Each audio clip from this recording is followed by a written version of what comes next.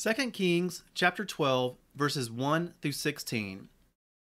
Jehoash began to reign in the 7th year of Jehu, and he reigned 40 years in Jerusalem. And his mother's name was Zibiah of Beersheba. And Jehoash did what was right in the eyes of Yahweh all the days in which Jehoiada the priest instructed him. However, the high places were not taken away. The people still slaughtered and burned incense on the high places. And Jehoash said to the priest, "All the silver of the set-apart gifts that are brought into the house of Yahweh, the silver coming over, each man's assessment of silver, all the silver that a man purposes in his heart to bring into the house of Yahweh, let the priests take for themselves, each from his friend, and let them strengthen the breaches of the house wherever there is a breach."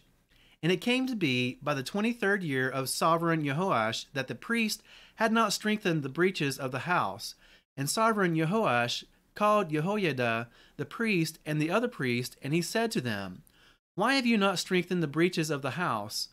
And now do not take any more silver from your friends, but give it for the breaches of the house." And the priests agreed that they would neither receive any more silver from the people, nor strengthen the breaches of the house. And Jehoiada the priest took a chest and bored a hole in its lid, and set it beside the slaughter place on the right side as one comes into the house of Yahweh. And the priest who guarded the door put there all the silver that was brought into the house of Yahweh. And it came to be, whenever they saw that there was much silver in the chest, that the sovereign scribe and the high priest came up and put it in bags and counted the silver that was found in the house of Yahweh, and gave the silver weighed out into the hands of those who did the work, who had the oversight of the house of Yahweh.